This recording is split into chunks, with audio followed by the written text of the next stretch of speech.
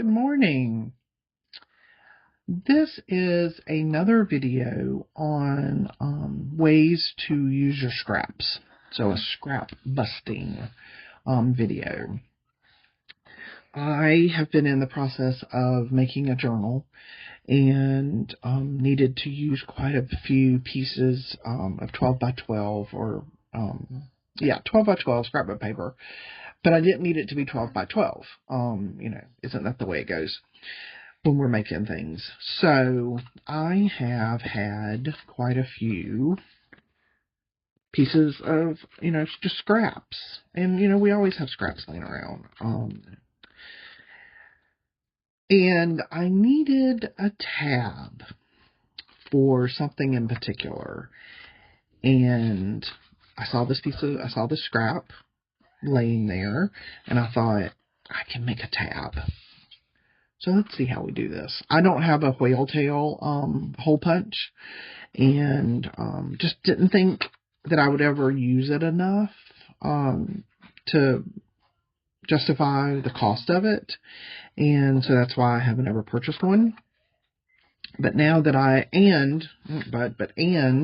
now that I have learned to make these tabs without one, I don't know that I'll ever have a whale tail punch. But anyway, I have this piece of scrapbook paper, but you can use any size, any width, any length scrap that you have. And I'll make several here while we're together so you can see, different sizes and widths and that sort of thing. Okay? But let's get started. What you're going to need are some scraps of scrapbook paper. I would use something a little stiff, just because it's a tab. You are going to fold it in half, and I have some here that I made just this morning. While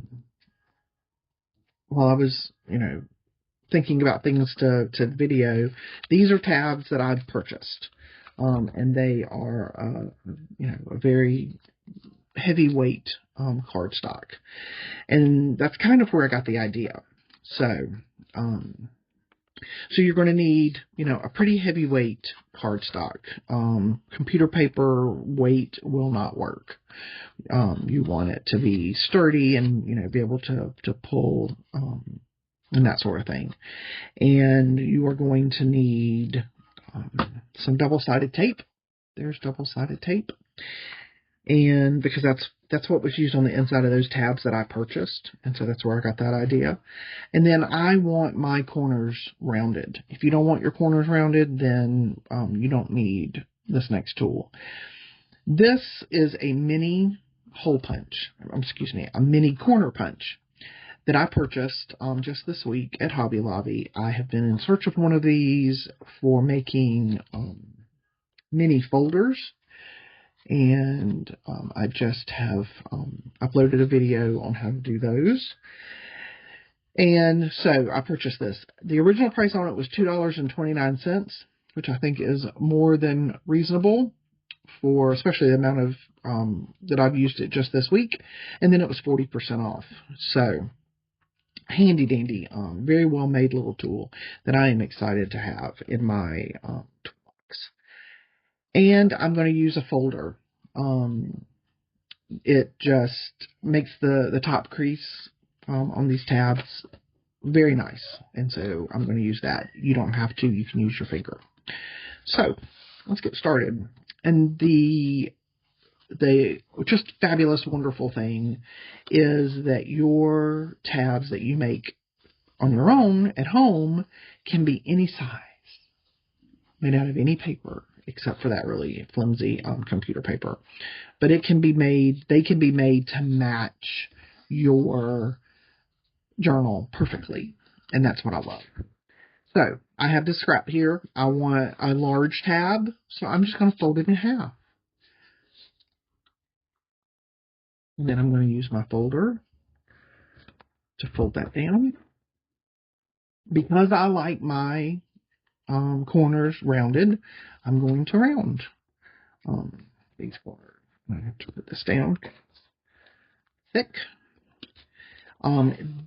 This will not go all the way into my punch. So my big corner punch. So that's why I'm using this little one. If you have a different kind of punch, it might work with your punch. So feel free to try that before you go and purchase that other one. But there's my tab.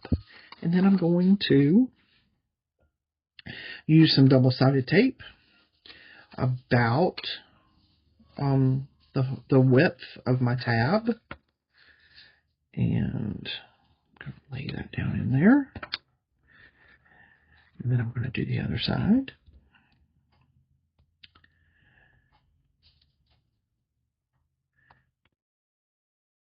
If you always need more than you think you do, but if it is a little long, like this one's a little long, then I'm going to just take my scissors and turn it off. And it's clear tape, so even if I didn't trim it, it wouldn't show. I could just roll it back on itself. So there's your cute little tab. Isn't that just the best? Let's make a smaller one. So I'm just going to leave that one sitting there. This is a longer piece of scrapbook paper that I was using this morning, actually. And so just going to show. I'm going to make a smaller one. Just going to fold that over the length that you know, this way that you want, whatever you want that length to be. And then I'm going to take a pair of scissors and we're going to cut that off.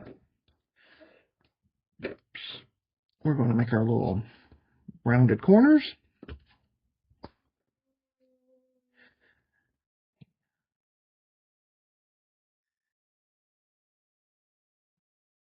In there. There we go. And there you are. You can ink these if you want to. It's up to you. If I'm making some, you know, if I just need a little project with some of these scraps that I have, and that one's a little short on the tape, so I'm going to get another little tiny piece. Then I might not ink these. I usually ink just about everything I do, but I might wait and ink these as I use them. Whoop. And there you go. Little piece off the end. And there we are. And again, it's clear tape under there. So it's not going to mess up our project or anything. See if I got too long on both ends because I didn't want it to be short. But there's your little tab, ready to use whenever you want.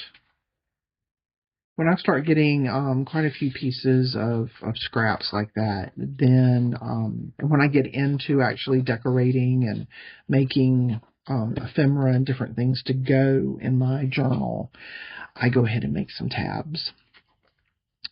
I was making a journaling spot and wanted a tab on the top of it to pull out the pocket that I was going to put it in, and so that's what I was using that for. So there you are,